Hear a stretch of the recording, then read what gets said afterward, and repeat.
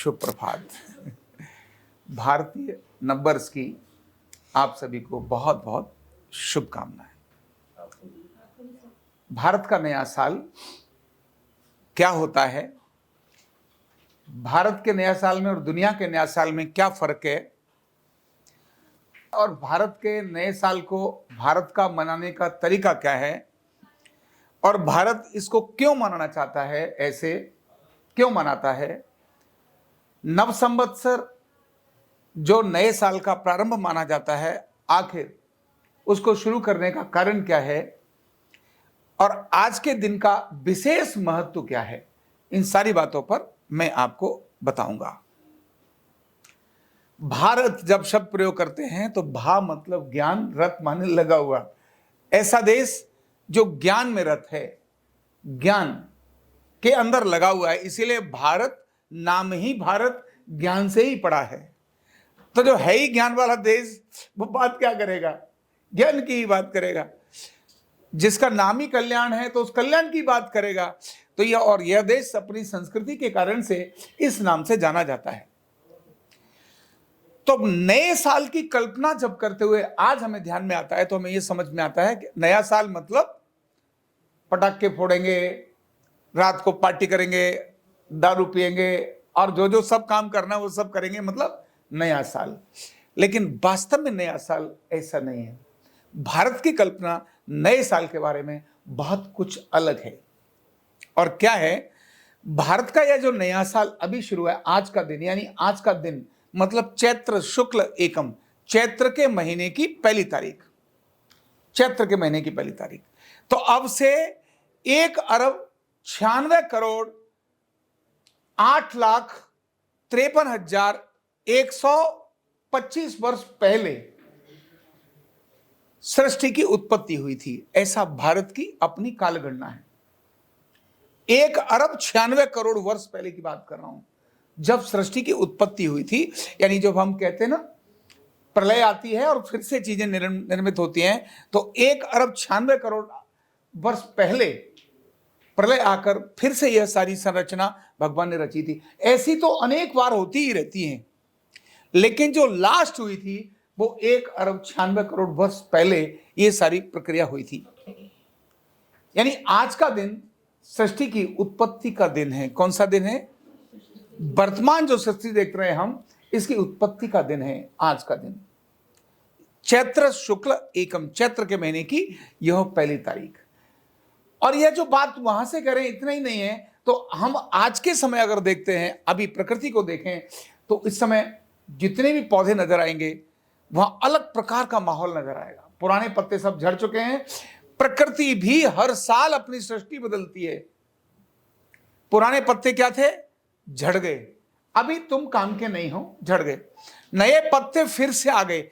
और क्यों सृष्टि ऐसा करती है? क्योंकि भारत में ही नहीं, पूरी पृथ्वी की बात कर रहा हूं, पूरे मानवता की बात कर रहा हूं। पर भारत क्योंकि सृष्टि की धुरी है, भारत सृष्टि की नाभि है, भारत सृष्टि पृथ्वी का केंद्र है, इसलिए ये केंद्र में चीजें नजर आती हैं, बाकी जगहों पर धीरे धीरे नजर आती हैं, यहाँ के इफेक्ट नजर आते हैं। भारत क्योंकि नाभि है, जैसे मैंने पीछे कहा था, भारत की नाभि अयोध्या है और भारत पृथ्वी की नाभि है। तो यहां जब हम चीज देखते हैं तो ऋतु परिवर्तन अभी हो रहा है। अभी बसंत ऋतु थी, अब ग्रीष्म ऋतु शुरू हो गई।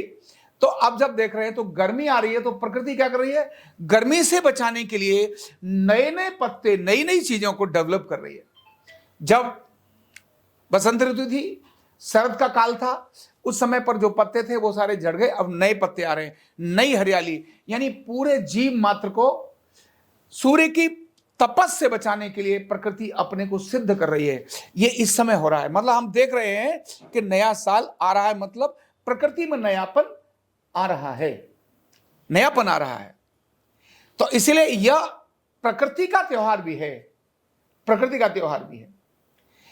आज के दिन इतिहास की अनेक सारी चीजें जुड़ी हैं। जैसे भारत में नव संवत्सर शुरू करने की परंपरा रही है। हम सभी जानते हैं विक्रमी संवत, और विक्रमी संवत जो इस समय चल रहा है वो 2081 आज शुरू हुआ है। महाराजा विक्रमादित्य ने अपना पराक्रम दिखाकर बाहर से आए हुए आताताइयों को समाप्त किया था और फिर से एक शांति स्थापित की थी। उसके उपलक्ष्य में उन्होंने बिक्रमी संवत की शुरुआत करी। शकारी संवत भी चलता है भारत में, और उसके अलावा विक्रमादित्य से पहले भी एक युगाब्द चलता है। युगाब्द बोलते हैं जब कलयुग का प्रारंभ हुआ उस समय पर युगाब्द शुरू हुआ, यानी युधिष्ठिर का जो साम्राज्य था वो कलयुग का प्रारंभ था। 5125 वर्ष पहले, 5125 वर्ष पहले जब महाराज युधिष्ठिर ने भगवान कृष्ण के समय पर जब वो धर्म युद्ध हुआ, महाभारत हुआ, उस समय सब प्रकार फिर से एक शांति हुई, और शांति होने के बाद एक नया साम्राज्य स्थापित किया। तो नए साम्राज्य की स्थापना के समय उन्होंने जो युगाब्द शुरू किया, संवत शुरू किया, काल गणना शुरू की। काल गणना मतलब डेट्स, जो हम गिनते हैं ना, डेट्स, कैलेंडर गिनते हैं ना, तो भारतीय कैलेंडर बिल्कुल डिफरेंट ही है। ये जो अंग्रेजी कैलेंडर है वो अधूरा है। वो तो उसके बारे में बताना शुरू किया तो ये विषय ही हट जाएगा, लेकिन तो भी एक बात बताता हूं, दुनिया ने भारत से ही तो नकल की है ना।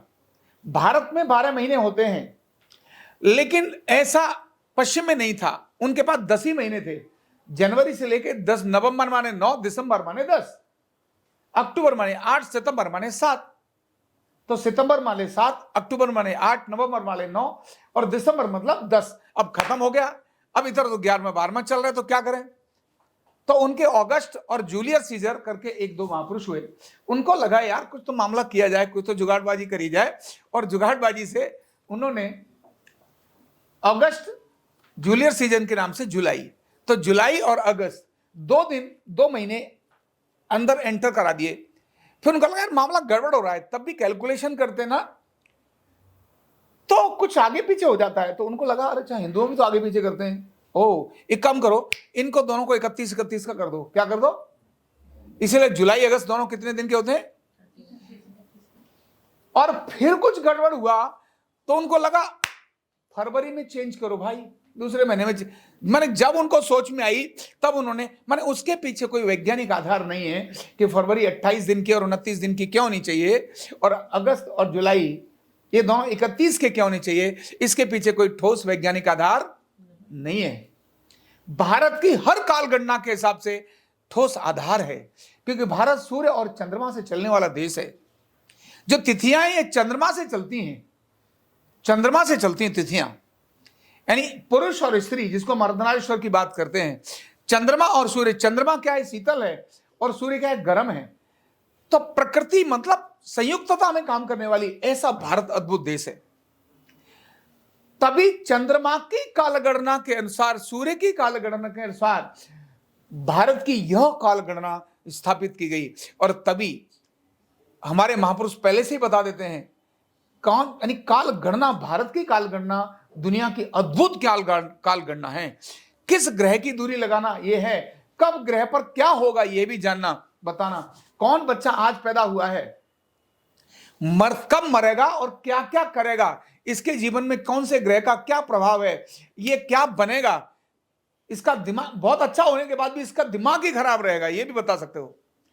और ये बिल्कुल निकम्मा है तो भी राजा बन जाएगा, ये भी बता सकते हो। बहुत सारी चीजें नक्षत्रों के और ग्रहों के हिसाब से बता सकते हैं। तो भारत की यह कालगणना के अनुसार आज का दिन नया वर्ष के रूप में माना जाता है, नया वर्ष का प्रारंभ माना जाता है, जिसमें संवत शुरू करने की प्रक्रिया रही है। अब आज के इतिहास की अगर मैं और कुछ बात करूं तो अनेक सारे संगठनों की स्थापना आज के दिन हुई, अनेक सारे संगठनों की स्थापना आज हुई। आर्य समाज की स्थापना भी आज के दिन ही हुई थी। अनेक सारे महापुरुषों का जन्मदिन भी आज के दिन ही हुआ। लेकिन ईश्वरीय कृपा से ही यह हुआ, जैसे राष्ट्रीय स्वयंसेवक संघ के संस्थापक केशव बलिराम हेडगेवार, उनका जन्मदिन भी आज के दिन ही हुआ। तो ऐसे अनेक महापुरुषों के साथ जुड़ा हुआ आज का दिन है।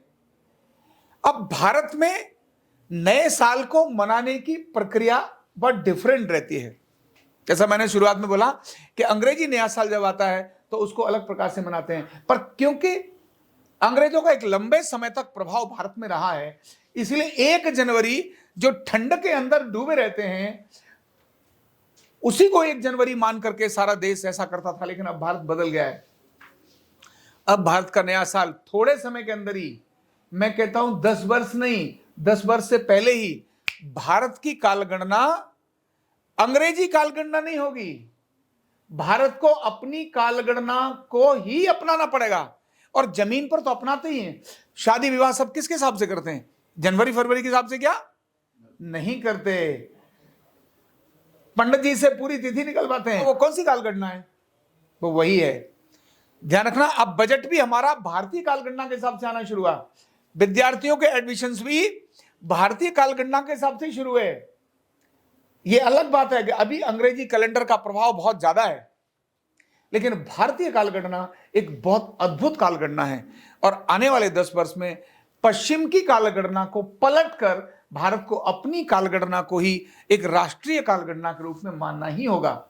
मतलब इसके अलावा दूसरा कोई चारा होगा ही, मानना ही होगा, क्योंकि वो अनकंप्लीट है। अगर भारत को सच में विकसित होना है, सच में डेवलप होना है, तो अपनी ही चीजों से डेवलप हो सकता है, अंग्रेजी की चीजों से डेवलप विकसित नहीं हो सकता।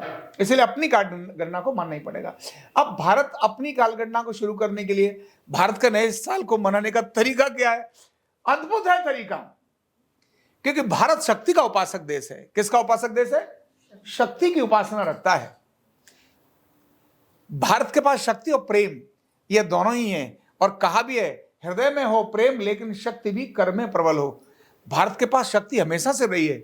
कोई ऐसा महापुरुष नहीं है, ऐसा कोई देवी देवता नहीं है जिसके पास त्रिशूल नहीं है, जिसके पास चक्र नहीं है, जिसके पास अपनी शक्तियां नहीं है, लेकिन हृदय में प्रेम है। वो सब कुछ देने के लिए तैयार रहता है। लो आप भी ले जाओ, आप भी ले जाओ, तुमको क्या चाहिए?